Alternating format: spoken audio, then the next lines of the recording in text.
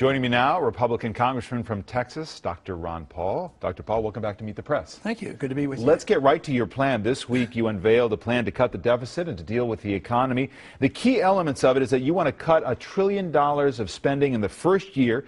To do that, you would eliminate 5 cabinet departments: energy, housing and urban development, commerce, interior, and education.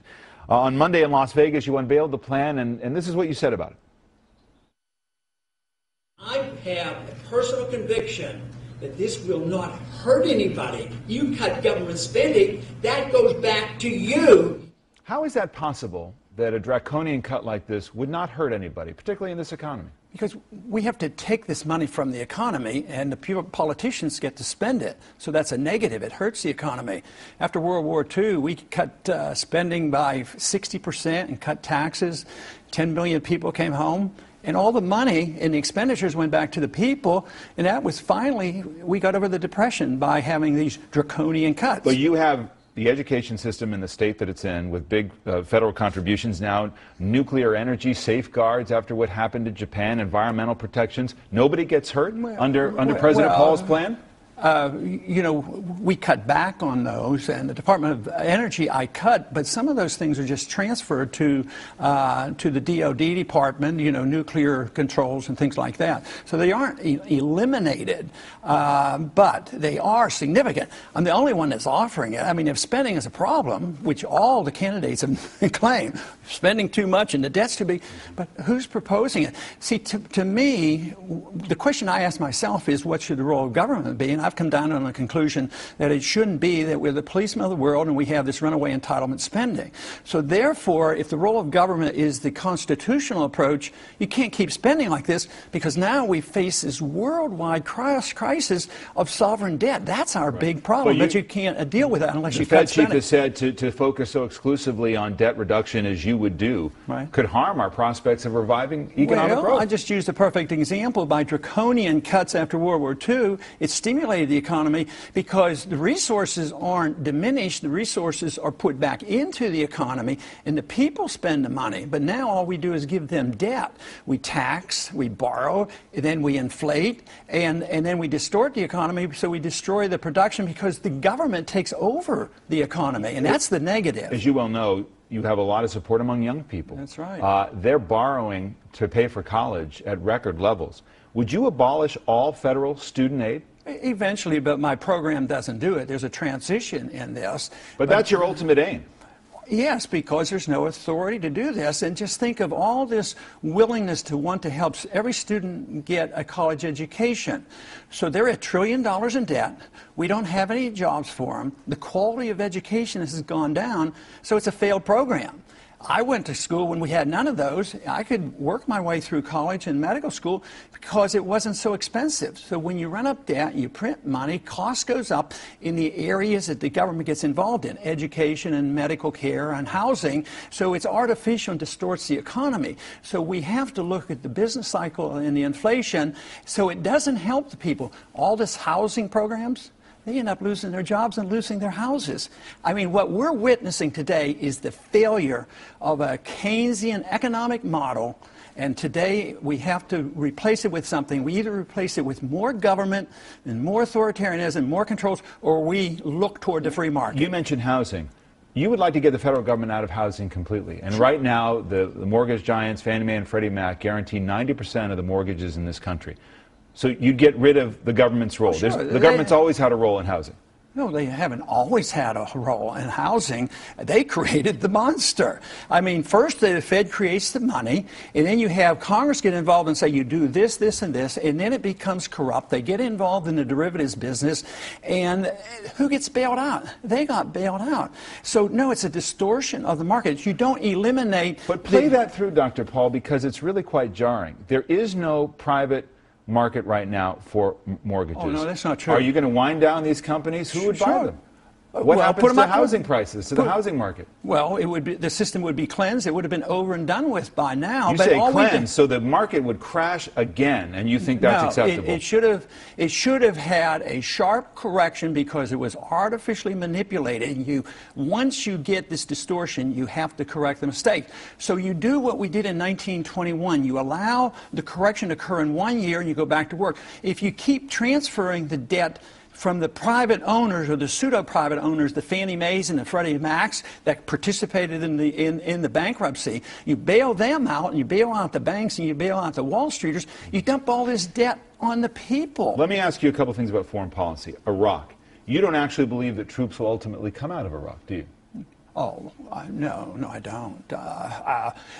We'll change their names. I mean, we're going to have, they've already admitted there'll be 15,000, but, you know, they've morphed the private sector with the military, the CIA and contractors. It's a mixture. But there's going to be 15,000 in the armed camp, you know, the fortress, the embassy, the biggest embassy in the world.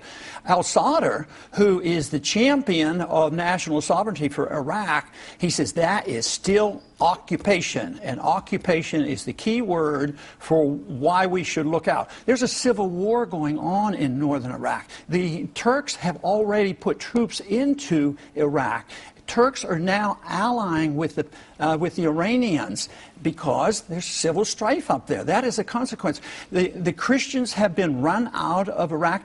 And ironically, there were no Al-Qaeda in Iraq. They're there now. So there's nothing but chaos. We are going to have a military presence there, undoubtedly. Under President Paul, Osama bin Laden would likely still be alive, so would Muammar Gaddafi. No, I think that's wrong. You would have ordered the kill on bin Laden? I voted for it. I voted for the authority, but I thought shortly thereafter, they didn't go after him. We had him trapped at Tora Bora.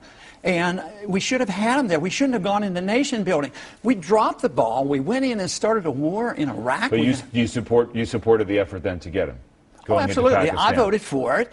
But it should have been done, you know, in 3 months or 2 months. But also, when it started lingering, I argued against occupation, against the war, and I reintroduced the notion of a letter of marque and reprisal and targeting one individual rather than saying we're going to declare war against the world. And now we're in all these countries, and it's an endless fight, and there's no end in sight. You actually, in October at the Press Club, described our foreign policy this way. I'll show it for you. We have crossed that barrier from republic to dictatorship, to tyranny, to empire. To empire. If you look at what happened in Libya, do you believe that the United States has a moral responsibility to deal with humanitarian crisis anywhere in the world? No, only voluntarily. We don't have authority in the Constitution to get involved in internal affairs or get involved in entangling alliances. The Constitution doesn't give the authority. They get us into more trouble. They undermine our national defense, and they cause a lot of trouble. If you want to do it voluntarily and get involved, you can volunteer and go over there and don't send your money. But I don't, as a president, have the authority to go. If our national security is threatened, then you do it properly. This president now has gone in there on his own. He has flaunted the responsibility to go to the Congress. He doesn't get permission. And we went over, that wouldn't have happened without our money and our drones and our missiles and all, and it happened. So we're responsible for the chaos. Do you think the drone war that this administration is waging is illegal?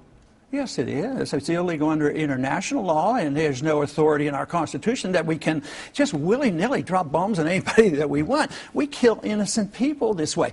Why do you think people hate us? Because there's so much collateral damage. You see, oh, this is a bad guy. We'll drop a bomb on him and kill him.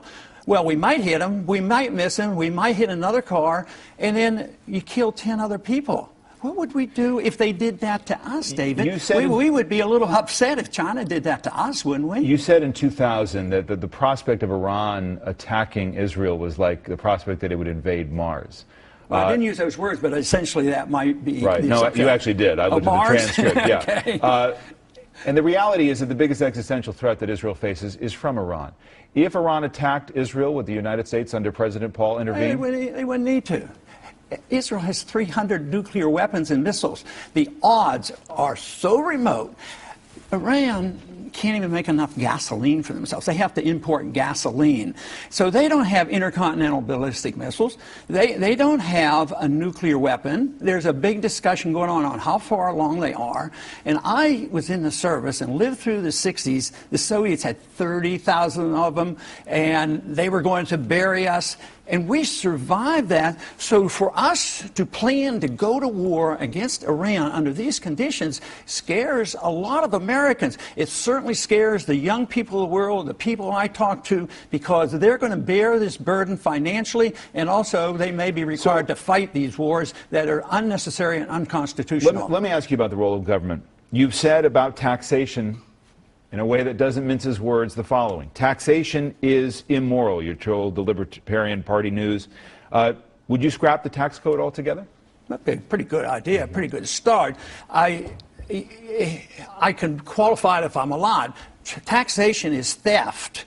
When you take money from one group to give it to another, when you transfer the wealth. Now, taxation could be accomplished with user fees and, highway fees and gasoline taxes and import taxes. But the income tax is based on the assumption that the government owns you, owns all your income, and provides the conditions on which they allow you to keep a certain percentage. That, to me, is immoral, and the founders didn't like it. That's why the Constitution had to be amended in 1913. Social Security, you talk in your plan about allowing young people to opt out. Is your ultimate goal that Social Security should go away? I think there is a much better chance that it would be solvent. It's totally insolvent now, but my plan explicitly protects the elderly and the sick in the transition to be taken care of. The young get out, but the only way we can guarantee that the elderly will be taken care of is cut spending. That's why I offer $1 trillion. So the elderly now are reassured. Well, he's serious. He's not going to waste all this money overseas and all this foreign aid. So you cut benefits? No. Eventually, would you have to do that? Not if if young you people are opting out and not paying in? I would balance the budget. There would be no inflation, no reason for increase in cost of living increase. And in time, I think you could raise this age. Mine was 25 and under, but it should. The only complaint I've gotten so far is somebody came up to me and says, "I'm 26. Why don't you let me get out?" And I think that's what the move will be, because they want people want to assume responsibility for themselves. Let me ask you about politics in this primary fight. You said you were disgusted by some of the debates that you've been engaged in now. What's turned you off? Well, I guess it's the uselessness of some of this rhetoric. I mean, arguing over who mows Mitt Romney's lawn? I mean, in the midst of a crisis, a sovereign debt worldwide crisis, the biggest in the history of the world, and the financial system of the world is about to collapse. We're about to have another devaluation of not our currency, but our credit rating. This is serious, and no control on the spending.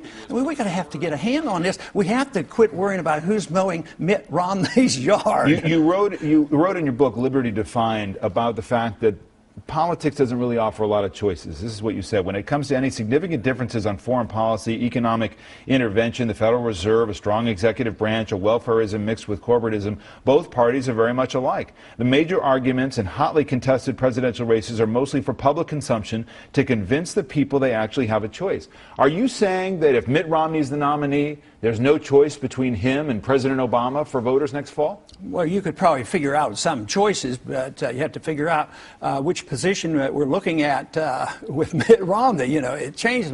But my point is, would there be a change in foreign policy? No, there would not be.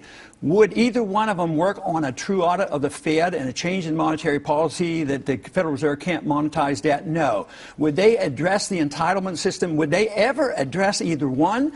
That we should have concern about our debt and cut something like $1 trillion because we're on the road to fiscal insanity and a breakdown of the world financial market? No, there would not be a significant difference between the two, although on the edges maybe. I think Mitt Romney now is probably very sincere about his right to life issue, and probably on the tax issues there would be some differences. But the big issues, the big policies, regardless, I mean, Obama was elected elected as a peace candidate and expanded the war, and he goes into war without even congressional approval. I mean, when the Republicans get in and they're against regulations, they give you no child left behind prescription drug programs and Sarbanes-Oxley. So no, the regulatory system, the spending, the deficits, the printing of money, they stay the same. And that's what the streets are telling us. Whether it's the occupiers or whether it's the Tea Party people, they're saying enough is enough. They want some changes, and that's what they're looking for.